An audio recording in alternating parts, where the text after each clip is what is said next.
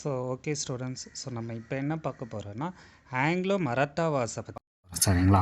இப்போ Anglo Maratha Wars அப்படின்னா என்ன அப்படின்னா, மொத்தம் 3 ஆங்கிலோ மராட்டாஸ் வார் நடந்திருக்கு. ஃபர்ஸ்ட் ஆங்கிலோ மராட்டா வார், செகண்ட் ஆங்கிலோ மராட்டா வார், தேர்ட் ஆங்கிலோ மராட்டா வார். இப்போ ஃபஸ்ட்டு எப்போ நடந்திருக்கு?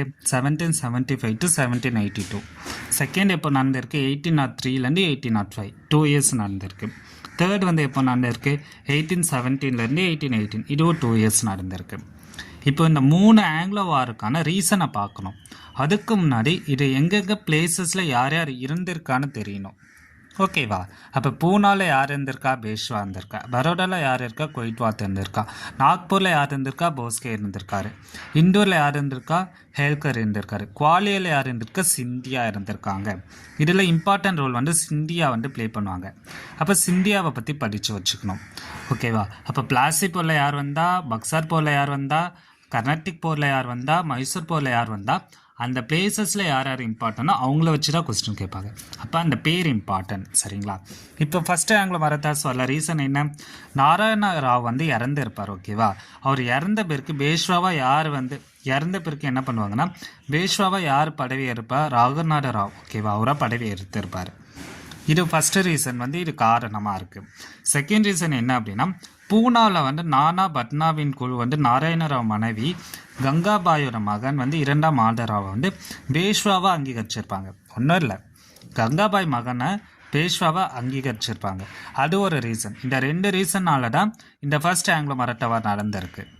அப்படியே செகண்ட் ஆங்கிலோ மராட்டா வாருக்கு என்ன பார்க்கலாம் அப்படின்னா, 2ஆம் பாஜ்ராவை வந்து பேஷ்வாவை அறிவிச்சிருப்பாங்க. அதனால் அந்த ஒரு செகண்ட் மராட்டா வார் நடந்திருக்கு. இதில் வந்து என்ன பண்ணியிருப்பாங்கன்னா, துணைப்படை திட்டத்தை வந்து பேசின் உடன்படிக்கை மூலயமா ஏற்றிருப்பாங்க. இது ஒரு ரீசன். இதில் யார் யார் வரா? சிந்தியா வராங்க, ராகேஜ் வராங்க, போன்ஸ்கே வராங்க. ப்ளஸ் இதை வந்து அவங்க ஏற்காதனால போரிட்டு இருக்காங்க. இது செகண்ட் ஆங்கிலோ மராட்டா வார். தேர்ட் ஆங்கிலோ மராட்டா வாரை பொறுத்தளவுக்கு என்ன அப்படின்னா, ஆங்கிலேயர்கள் வந்து தங்களோட மேலாண்மையை மீண்டும் பெறணும். மேலாண்மையான ஆங்கிலேயர்கள் வந்து அவங்களோட பதவியை தக்க வச்சுக்கணும்னு இந்த ஒரு போரை எடுத்திருப்பாங்க. இப்போ இந்த போரை பொறுத்தளவுக்கு ஆங்கிலேயர்களை எதிர்த்து மராத்தியர்கள் வந்து போர் செஞ்சுருப்பாங்க. இதெல்லாம் 3 போருக்கான காரணம். இந்த காரணத்தை பேஸ் பண்ணி கொஸ்டின் கேட்பாங்களா? ஆனால் கேட்க மாட்டாங்க. ஜஸ்ட் தெரிஞ்சு வச்சுக்கோங்க. சரிங்களா? இப்போ அடுத்தது வந்து நம்ம இம்பார்ட்டன்ட் இங்கே தான் என்னென்னா, இது யார் தலைமையில் நடந்திருக்கு? ஃபஸ்ட்டு மராத்தா வார் யார் தலைமையில்? செகண்ட் மராத்தா வார் யார் தலைமையில்?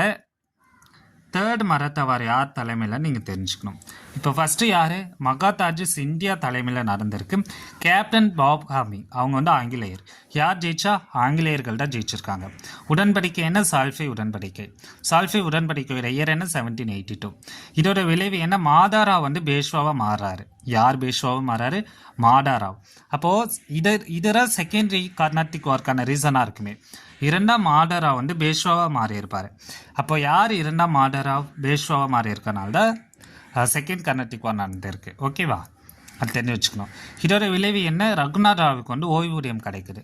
ஸோ இது தேவையில்லை, ஜஸ்ட் தெரிஞ்சுக்கோங்க. செகண்ட் கர்நாடிக் வாரில் என்ன நடக்குது? சிந்தியா தலைமை தாங்குறாங்க, ராகோஜி வந்து தலைமை தாங்குறாங்க, ஆர்தர் வெல்லஸ்லே தலைமை தாங்குறாங்க. ஓகேவா? யார் ஜெயிச்சா? ஆங்கிலேயர்கள் ஜெயிச்சா. உடன்படிக்கை என்ன? சுர்கு அட்சுகான் அப்படிங்கிற உடன்படிக்கை. இது வந்து மராத்தியரோட வலிமையை குறைச்சிருக்கு. ஓகேவா? ஆங்கிலேய கிழக்கிந்திய கம்பெனி இந்தியாவில் வந்து ஒரு தலையாய சக்தியாக மாறுது. ஸோ இதை தெரிஞ்சு வச்சுக்கோங்க, என்ன மனசில் கேட்கலாம். ஓகேவா? அடுத்தது தேர்ட் கர்நாடிக் வார் பார்ப்போமா? அதில் வந்து யார் தலைமை தாங்குறாங்க? பாஜ்ராவ், மூட்டோஜி, போஸ்லே, மல்கர், ராகோட். இவ்வளோ பேர்லாம் மெமரி பண்ணாதீங்க, ஜஸ்ட் தெரிஞ்சுக்கோங்க. யார் வந்தால் இங்கிலீஷில் வாரன் ஹேஸ்டிங். இல்லை யார் ஜெயிக்கிறா? ஆங்கிலேயர்கள் ஜெயிக்கிறாங்க. ஓகேவா? மராட்டா கூட்டமைப்பு வந்து இப்போ கலைக்கிறாங்க. பேஷ்வா பதவி ஒழிக்கப்படுது. பேஷ்வா பதவி எந்த மராட்டிய வாரில் ஒழிக்கப்படுது?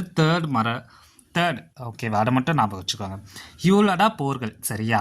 மொத்தம் நம்ம 5 போர் பார்த்துருப்போம். என்னென்ன போர் பார்த்துருப்போம்?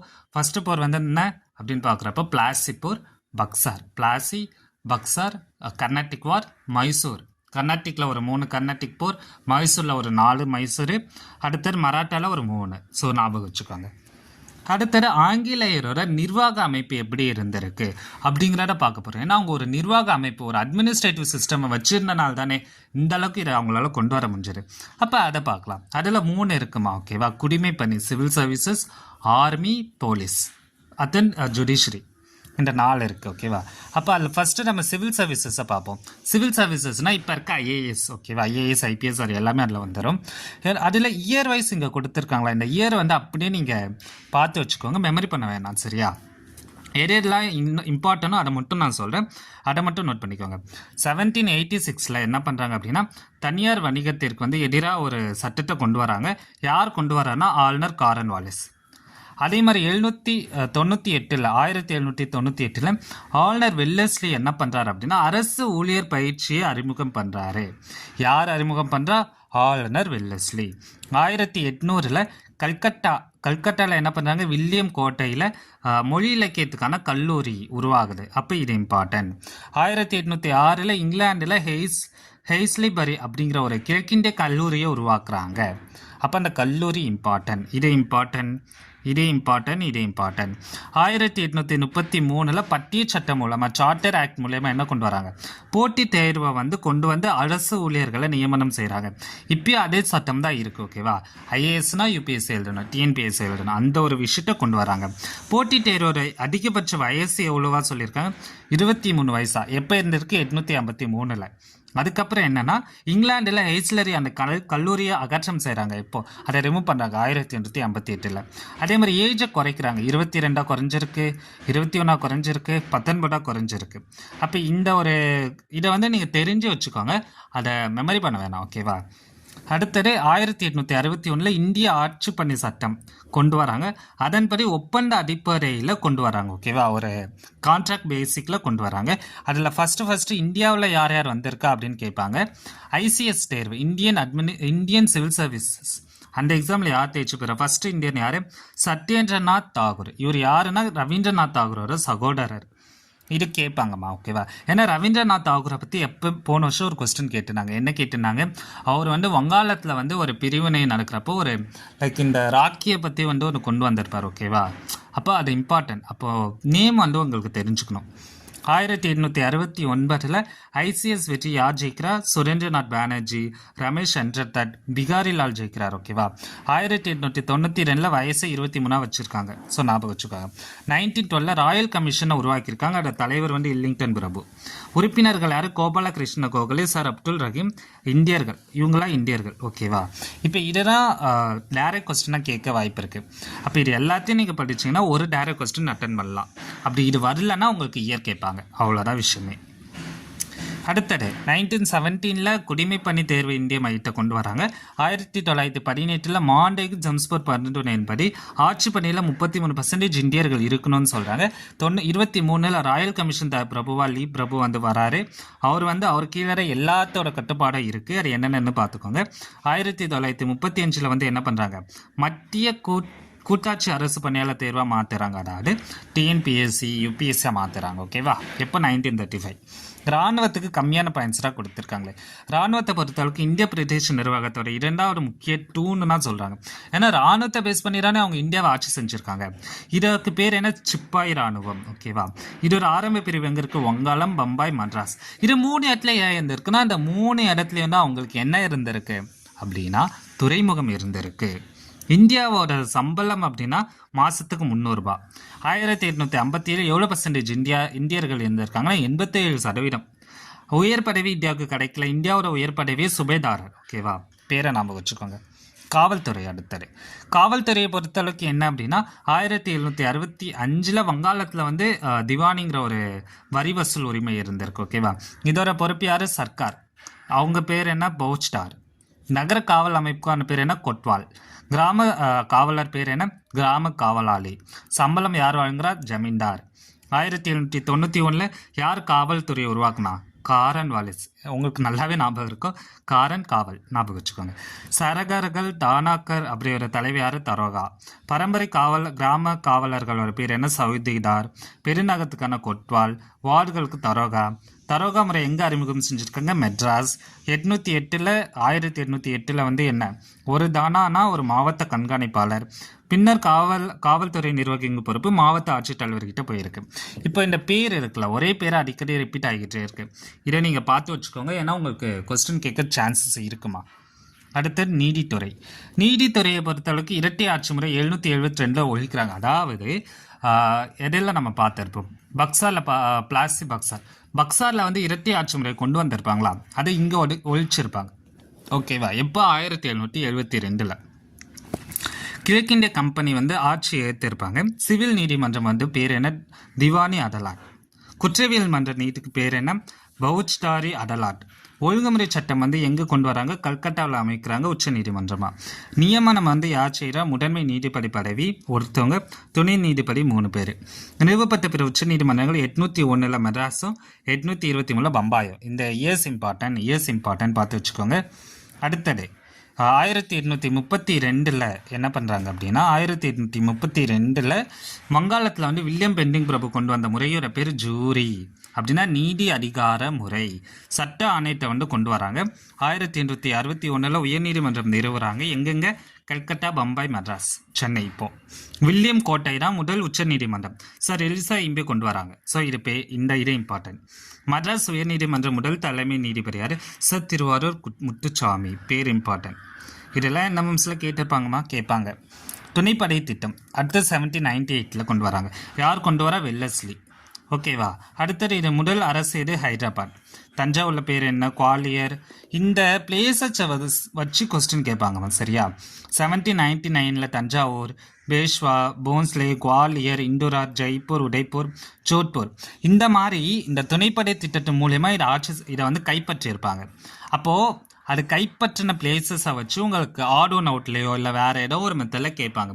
இல்லை கரெக்ட் பேரில் கேட்கலாம். துணைப்படை திட்டம், பேன்ஸ்லே, தஞ்சாவூர், அந்த மாதிரி கொடுக்கலாம். ஏன்னா கீழே பாருங்கள் வாரிசு இழப்புரிமையோ இருக்குது. அப்போ வாரிசு இழப்புரிமை யார் அறிமுகப்படுத்துனா? டல்ஹௌசி. துணைப்படை திட்டம் வெல்லஸ்லி. பேரை பார்த்து வச்சுக்கோங்க. இதோட விளைவு என்ன? 1857 பெரும்புரட்சி. இதன் மூலயமா எந்த பிளேசஸ் எல்லாம் இணைக்கிறாங்க? சாடரா, ஜெய்ப்பூர், சம்பல்பூர், பகத், உடைப்பூர், ஜான்சி, நாக்பூர், இந்த மாதிரி பிளேசஸாக இணைக்கிறாங்க. ஓகேவா? அப்போ இந்த பிளேசஸ் ஆட் ஒன் அவுட்லேயோ இல்லை கரெக்ட் பேர்லையோ இன்கரெக்ட் பேரில் கேட்க வாய்ப்புகள் இருக்குது. அதனால் இதை விஷயத்தை நீங்கள் நல்லா பார்த்து வச்சுக்கோங்க. இப்போ நம்ம கொஸ்டின் உள்ளார போனீங்கன்னு வச்சுக்கோங்களேன், ஈஸியாக இருக்கும். இந்திய ஆட்சி பண்ணி சட்டம் எப்போ கொண்டு வந்தாங்க? இயர் கேட்டிருக்காங்களா? அடுத்தது என்ன? எதெல்லாம் பொருந்தாததுன்னு இருக்கா? நம்ம பார்த்தோமா? ஆன்சர் பண்ணுவீங்களா? அடுத்தது பாரிஸ் உடன்படிக்கை அது போர் என்ன? அடுத்து அரசு பணி பற்றி ஆய்வதற்கான யார் ஆயுள் கமிஷன் யார் தலைமையில் அனுப்புனாங்க? அடுத்து உச்ச நீதிமன்றம் அமைப்பதற்கான சட்டம் என்ன? ராபர்ட் கிளைவ் எந்த ஆட்சி முறையின் மீது கொண்டு வந்தார்? பேஷ்வாவோட மீனிங் என்ன? இருக்கா? கேட்டிருக்காங்களா? அடுத்த ராயல் கமிஷனில் யார் யார் உறுப்பினராக இருந்திருக்காங்கன்னு கேட்டிருக்காங்களா? அப்போது இந்த லெசனோட இம்பார்ட்டன்ட் பாயிண்ட்ஸ் இதுதான். சரிங்களா? ஆன்சர் கீயும் இருக்குது. இப்போ நீங்கள் என்ன பண்ணணும்னா இந்த இம்பார்ட்டன்ட் கீவேர்டை வச்சுக்கிட்டு நீங்கள் படிக்கணுமா? சரிங்களா? அப்படி படித்தாலே இந்த ஒரு லெசனை நம்மளால் எடுக்க முடியும், மார்க் நல்லாவே எடுக்க முடியும். ஸோ அதே மாதிரி இப்போ நம்ம இங்கிலீஷ் மீடியத்தில் க்ரியேட் பண்ண மெட்டீரியலும் இருக்குமா? உங்களுக்கு தேவை அப்படின்னா நீங்கள் சொல்லுங்கள், நான் இதையும் நான் சென்ட் பண்ணுறேன். ஓகேவா? இப்போ இதில் வந்து உங்களுக்கு இருப்பேன் Sirajud Daulah, battle of Buxar, battle of Plassey, இந்த மாதிரி பேட்டில் நீங்கள் பாக்ஸில் எழுதி வச்சுக்கணும். அலகாபாத் ட்ரீட்டினா என்ன? கர்நாடிக் வார் எப்போ நடந்துச்சு? ஏன் நடந்துச்சு? இப்போ பார்த்தத ஒரு ஒட்டுமொத்த விவா இங்கிலீஷ் மீடியத்தில் இருக்கும். ஐலஸ் அப்பேலையில் என்ன பண்ணாங்க? செகண்ட் கர்நாடிக் வார் ஏன், என்ன reason? Issue of succession in Carnatic and Hyderabad. Battle of Ambur ஏன் நடந்துச்சு? Battle of Arcot. Treaty of பாண்டிச்சேரியில் என்ன நடந்துச்சு? தேர்ட் கர்நாடிக் வார் என்ன? பேட்டில் ஆஃப் அண்டுவாசி அது என்ன? ட்ரீட்டி ஆஃப் பாரிஸ் ஏன் நடந்துச்சு? அடுத்த மைசூர் அது வந்து எப்படி? ஃபஸ்ட்டு மைசூருக்கான காசு என்ன, கோர்ஸ் என்ன, ட்ரீட்டி என்ன? உங்கள் ஸ்கூல் புக்கில் இருக்கிற மாதிரியே அதே இதை வந்து இங்கே மெட்டீரியலாக இருக்கும். இதை வந்து பாக்ஸ் டாப்பிக்காக இப்போ க்ரியேட் பண்ணிக்கிட்டு இருக்கேன். ஓகேவா? ஸோ இப்படி நீங்கள் படிச்சிங்கன்னா உங்களுக்கு இன்னும் ஈஸியாக புரியும். ஓகேவா? ஸோ இதில் ஏதாச்சும் டவுட் இருந்தாலோ இல்லை உங்களுக்கு புரியலனாலும் கேளுங்க. இது இம்பார்ட்டன்ட். எது subsidiary alliance important, also doctrine of lapse important. ஓகேவா? எதில் எந்தெந்த பிளேஸை பிடிச்சாங்கன்னு இதன் மூலியமாக தான் உங்களுக்கு இது மூலியமாக என்ன நடக்கும் அப்படின்னா பாலிசி. இதுதான் சவுத் ரெபல்லியனுக்கும் காரணமாக இருக்கும், வேலூர் ரிபல்ட்டுக்கும் காரணமாக இருக்கும். நம்ம ஃபஸ்ட்டு வீடியோவில் பார்த்துருப்போம். திப்பு சுல்தானில் வந்து வேலூர் இதுக்கு கொண்டு போயிருப்பாங்கன்னு. அங்கேருந்து அவர் இந்த வேலூர் ரெபல்லியனை இது பண்ணுவார். அந்த வேலூர் ரெபல்லியன் வந்து கிரேட் ரெபல்லியன் 1857 காரணமாக இருக்கும். அந்த 1857 1947 இந்தியா சுதந்திரம் அடைய காரணமாக இருக்கும். அப்போ இது ஒரு சைக்கிள் ஆஃப் ஈவெண்ட்ஸ். இதை ஒரு மூவியாக கன்சிடர் பண்ணால் நீங்கள் ஈஸியாக படிக்கலாம்.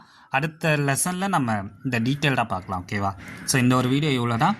டவுட் ஏதாச்சும் என்ன கேளுங்க, நான் உங்களுக்கு ஆன்சர் பண்ணுறேன். Thank you students. ஸோ போய் படிங்க, டவுட் என்ன கேளுங்க.